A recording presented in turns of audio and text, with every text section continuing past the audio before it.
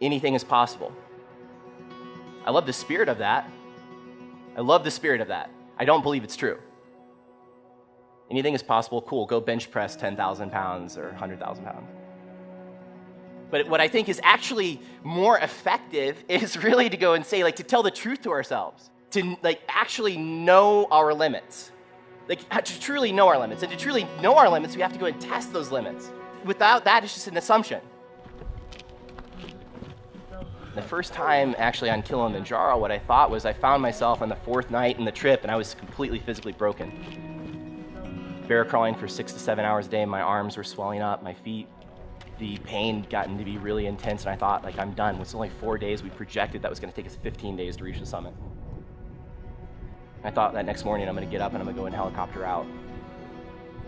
On Aconcagua, it was the same day, and the 4th day, and this day in particular, you see in this photo, it was like close to 1,000 pull-ups through these ice fields called penitentes. And got to the top of this thing, it was a scree field where I'm just sliding down like faster than I could go and climb. And all of a sudden I get to the top of this scree field, it was physically more exhausted than I'd ever been. And my guide yells, rock, and watermelon-sized boulder releases, goes by a foot away from my head as I dove under a rock. You know, I'm questioning that night too, I was in the tent, just laying there crying, thinking, like, why am I here?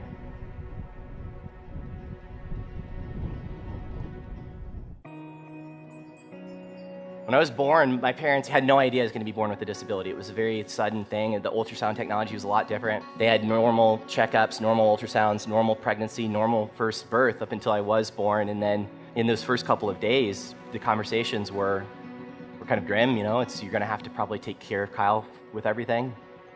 You're going to have to feed him and clothe him and dress him. Never going to really be able to do much of anything on his own. It's kind of what their prognosis was.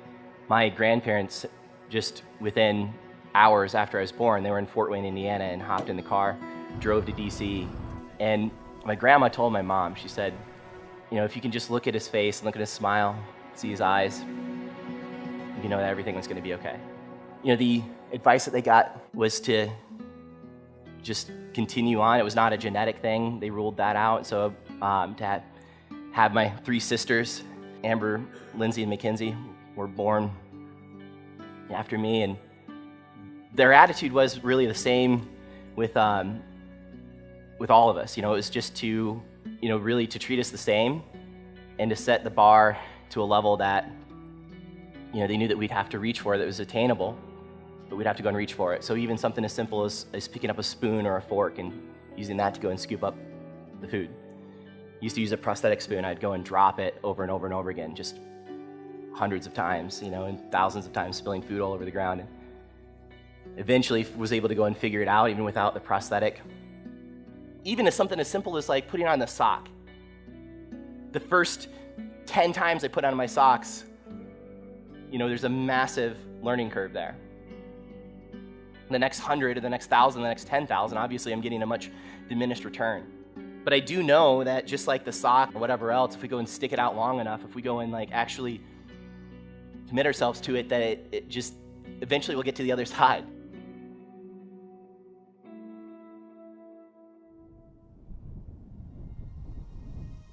It was our last day, wake up at 6 a.m. We had to hit the summit by 4 p.m. or we had to go and like turn around at nearly 23,000 feet. The summit was, it was in sight. I wasn't moving fast enough, and I had a moment of just feeling sorry for myself and thinking, like, we've been here for 17 days. I'm not gonna go and make this now. I'm going to be literally 100 meters from the summit. It was a moment of this like surrender. My guide, Nani, was behind me. He was just like yelling at me, encouraging me. He was like, up, Kyle, up, keep climbing, Kyle, up. So then it was, you know, at that point, it was like, I see my friends like hitting the summit, and I'm thinking like, been here for 17 days, like I'm, you know, gonna go and waste this, not gonna go and make it. And I was like, you know what, this is a stupid thought.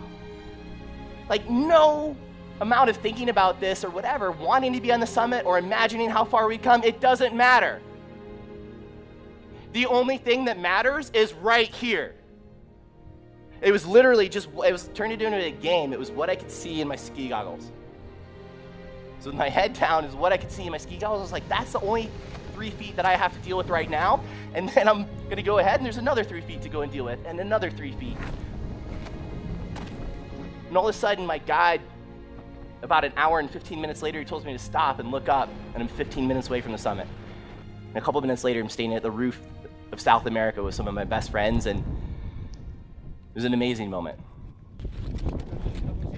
For me, being born the way I was, it never would have changed. No matter how much I wanted to go and change that, like, it never would have changed. There's so many other things that could be influenced. So many other areas that are gonna be more resourceful to go and put my mindset. I don't know what your disability is, what your challenges are, what your excuses are, it doesn't matter. There's never been an excuse that we've ever uttered that's gotten us any closer to where we want to go with our lives. And it's not about taking on 50 things at once, it's about taking on maybe like 1 or 2. And how differently could all of our lives here if we actually got in action and did something about that. But it's to find your mountain, find your why, your truth. And realize after that we can know our limits, but never ever stop trying to break them.